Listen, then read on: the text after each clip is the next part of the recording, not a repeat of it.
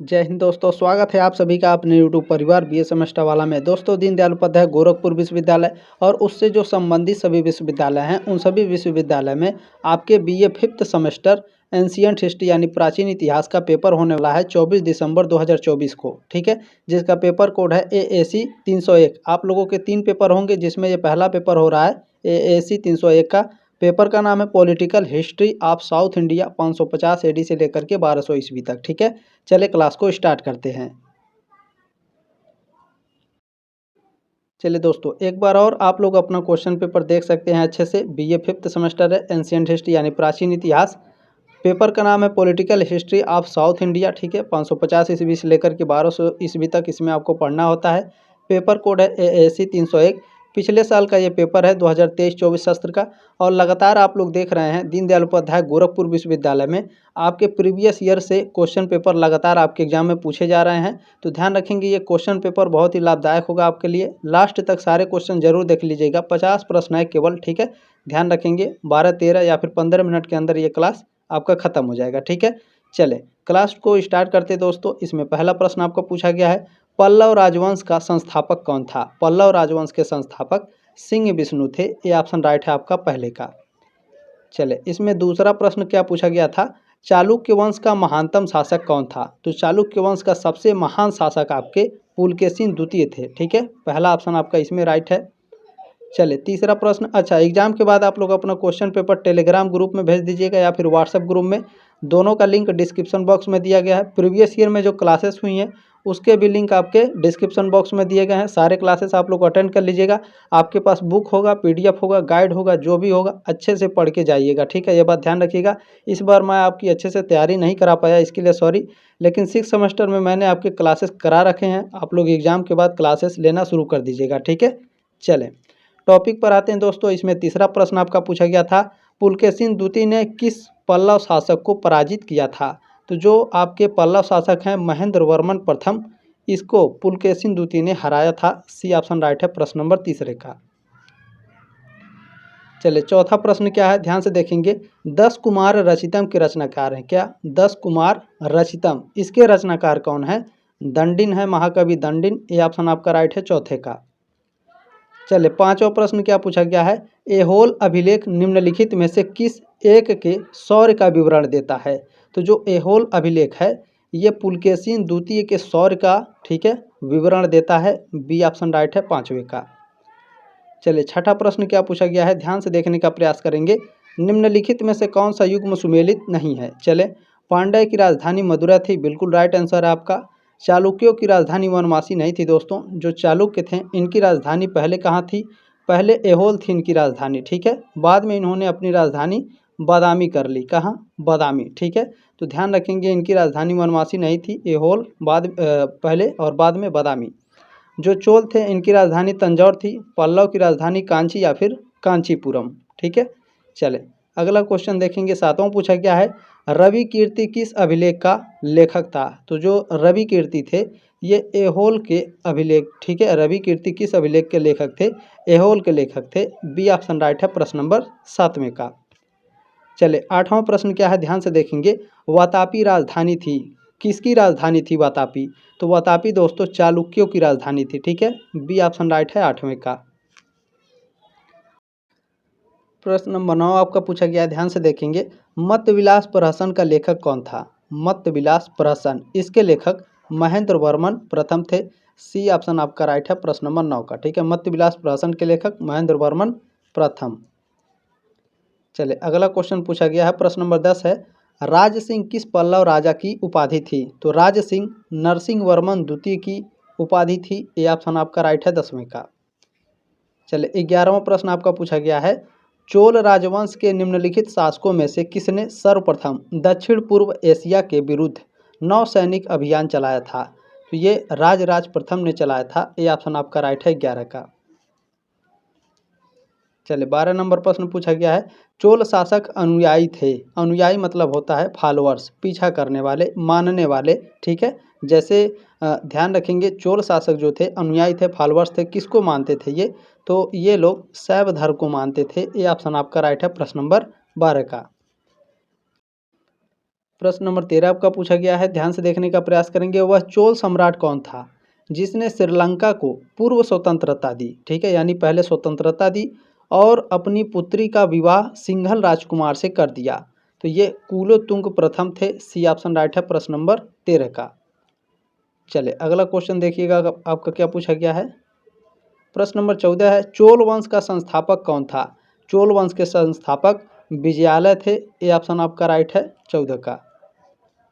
चले प्रश्न नंबर 15 आपका क्या पूछा गया है, चोल राजाओं में किस एक ने सीलोन पर विजय प्राप्त की थी? सीलोन पर विजय प्राप्त करने वाले पूर्ण रूप से वो कौन थे बताने का प्रयास करेंगे। तो वो आपके राजेंद्र प्रथम थे। इन्होंने पूर्ण रूप से, ठीक है, सीलोन पर विजय प्राप्त की थी। बी ऑप्शन आपका राइट है प्रश्न नंबर 15 का। चले प्रश्न नंबर 16 आपका क्या पूछा गया है, अरिमोली वर्मन प्रारंभिक नाम था? किसका प्रारंभिक नाम था? राजराज प्रथम का नाम था। ठीक है, सी ऑप्शन आपका राइट है प्रश्न नंबर 16 का। चले अगला क्वेश्चन देखेंगे। प्रश्न नंबर 17 आपका क्या पूछा गया है, ध्यान से देखने का प्रयास करेंगे। किसने तंजौर का बृहदेश्वर मंदिर बनवाया? ठीक है, तंजौर का बृहदेश्वर मंदिर किसने बनवाया था? ये आपका कॉम्पिटिटिव एग्जाम में भी पूछा जाता है। तो राजराज प्रथम ने बनवाया था। बी ऑप्शन राइट है प्रश्न नंबर 17 का। चलिए 18 नंबर प्रश्न क्या है, देखिए, निम्नलिखित में से किस एक शासक ने अपने साम्राज्य में भूमि का माप करवाया? यानी भूमि को नापने का काम किसने करवाया था इन चारों में से? तो इन चारों में से जो आपके राजराज थे दोस्तों, इन्होंने अपने समय काल में भूमि का मापन करवाया था अपने साम्राज्य में। ठीक है, ये ऑप्शन आपका राइट है। देखिए कोलोतुंग भी आपके करवाए हुए थे, लेकिन इनसे पहले राजराज प्रथम करवाए थे। ठीक है, तो ध्यान रखेंगे आपका पहला ऑप्शन इसमें करेक्ट होगा।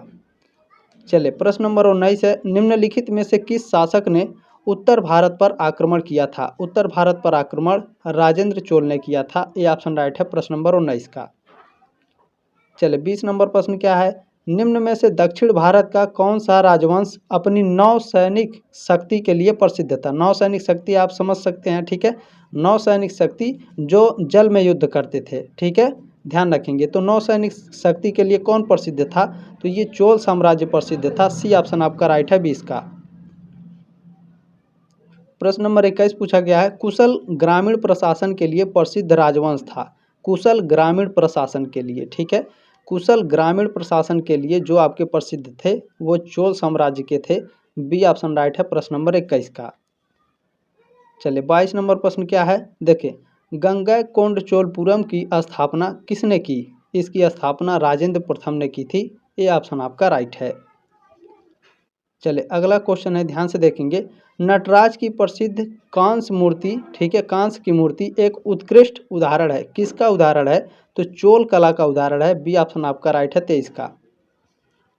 चलिए 24 नंबर प्रश्न क्या है, चोल काल में कुर्रम क्या था? चोल काल में जो कुर्रम है ये ग्राम संघ होता था। सी ऑप्शन राइट है 24 का। चलिए 25 नंबर प्रश्न क्या है, देखें, मंडलम नाडु और वलनाडु किस राज्य से संबंधित है? तो यह आपका चोल से संबंधित है। डी ऑप्शन आपका राइट है प्रश्न नंबर 25 का।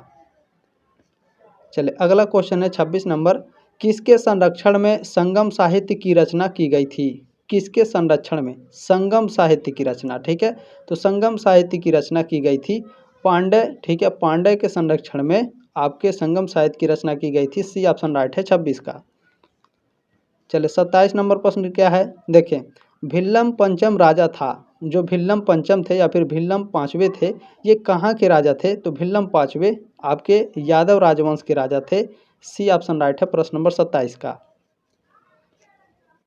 चलिए 28 नंबर प्रश्न है, देवगिरी राजधानी थी? देवगिरी यादवों की राजधानी थी। ये ऑप्शन राइट है प्रश्न नंबर 28 का।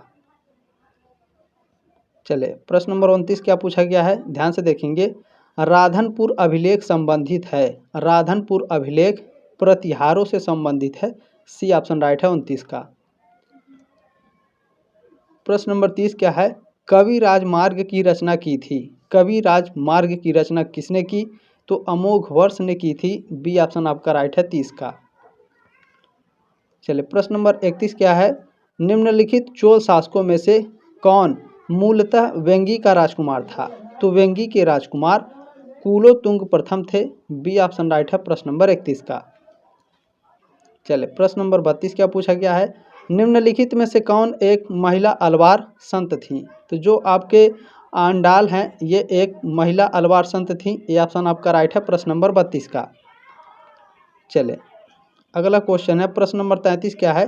देखिए कदम्ब राजवंश की राजधानी थी। कदम्ब राजवंश की राजधानी वनवासी थी। देखिए शायद तीसरा क्वेश्चन आपका था जो सही गलत मिलान वाला था, तो इसमें देख सकते हैं वनवासी कदम्ब की राजधानी थी। ठीक है, बी ऑप्शन आपका राइट है, ध्यान रखेंगे। ठीक है, चलें देखिए कभी कभी क्वेश्चंस में ही आपके उत्तर छुपे होते हैं, ध्यान रखेंगे। अगला क्वेश्चन क्या है 34 नंबर, अंकोर वाट का विष्णु मंदिर कहाँ है?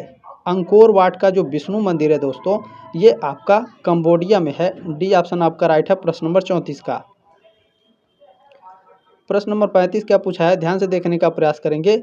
एलोरा के कैलाश मंदिर का निर्माण कराया था, किसने कराया था? कृष्ण प्रथम ने। डी ऑप्शन राइट है प्रश्न नंबर 35 का। चलिए प्रश्न नंबर 36 क्या पूछा गया है, वे उत्तर भारतीय राजवंश जिन्होंने राष्ट्रकूटों का मुकाबला किया था। राष्ट्रकूटों का मुकाबला प्रतिहार और पाल वंश ने किया था। बी ऑप्शन राइट है प्रश्न नंबर 36 का। चलिए अगला क्वेश्चन क्या है, प्रश्न नंबर 37 है, दक्षिण भारत का प्रसिद्ध, ठीक है, तक्कोलम का युद्ध, किसका? तक्कोलम का युद्ध, ये दक्षिण भारत का प्रसिद्ध युद्ध है, ये भी ध्यान रखेंगे। तो ये युद्ध हुआ था, तो ये युद्ध चोल और राष्ट्रकूटों के बीच में हुआ था। 37 का डी ऑप्शन आपका करेक्ट है।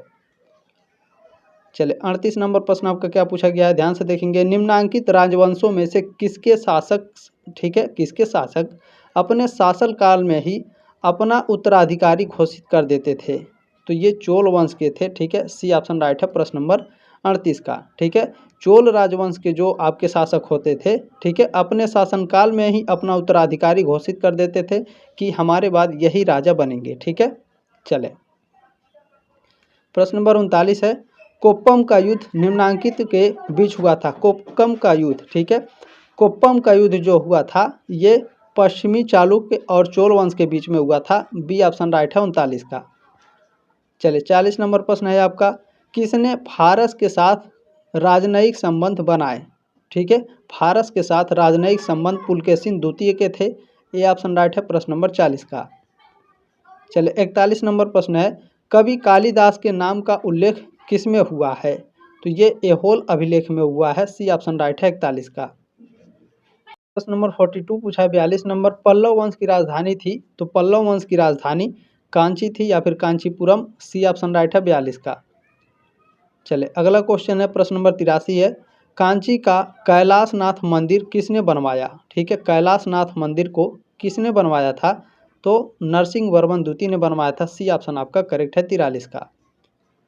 प्रश्न नंबर 44 क्या है, चट्टानों को काटकर महाबलीपुरम का मंदिर किसके द्वारा बनवाया गया? तो यह पल्लवों के द्वारा बनवाया गया था। बी ऑप्शन राइट है 44 का। प्रश्न नंबर 45 है, निम्नलिखित में से किस एक स्थान पर ह्वेनसांग गया था? यानी ह्वेनसांग इन चारों में से किस स्थान पर गया था? तो कांची में गया था। ठीक है, ए ऑप्शन राइट है प्रश्न नंबर 45 का। चलिए प्रश्न नंबर 46 देखेंगे क्या है, निम्नलिखित में से किसने मामल्लपुरम नगर की स्थापना की थी? मामल्लपुरम नगर की स्थापना किसने की? तो नरसिंह वर्मन प्रथम ने। डी ऑप्शन आपका राइट है प्रश्न नंबर 46 का। चलिए प्रश्न नंबर 47 क्या है, महेंद्र पंचम राजा था, कहाँ के राजा थे? तो ये सिंघल के राजा थे। सी ऑप्शन आपका राइट है 47 का। प्रश्न नंबर 48 है, निम्नलिखित में से कौन सा रथ मंदिर सबसे छोटा है? ये चारों रथ मंदिर हैं और इन मंदिरों में सबसे छोटा द्रौपदी रथ मंदिर है। बी ऑप्शन राइट है आपका प्रश्न नंबर 48 का। प्रश्न नंबर 49 क्या है, किसने वातापी कोंड की उपाधि धारण की? वातापी कोंड की उपाधि नरसिंह वर्मन प्रथम ने धारण की थी। ए ऑप्शन राइट है 49 का। प्रश्न नंबर 50 है, कोलार प्रारंभिक राजधानी थी। जो कोलार है यह गंग राजवंश की प्रारंभिक राजधानी थी। यह ऑप्शन आपका राइट है। दोस्तों आपने जो प्यार और सपोर्ट दिया इसके लिए बहुत बहुत धन्यवाद। आप लोगों के क्लासेस मैंने करा रखे हैं 6 सेमेस्टर के। चैनल पर जा कर के प्लेलिस्ट में सारे क्लासेस आप लोग अटेंड कर सकते हैं एग्ज़ाम ख़त्म हो जाने के बाद। ठीक है, बाकी आप लोगों के क्लास तो आप लोग मैं स्टार्ट ही कर दूंगा फरवरी के बाद से ही। ठीक है, चले जल्दी मिलते हैं आपके नेक्स्ट क्लास में, तब तक के लिए जय हिंद, वंदे मातरम।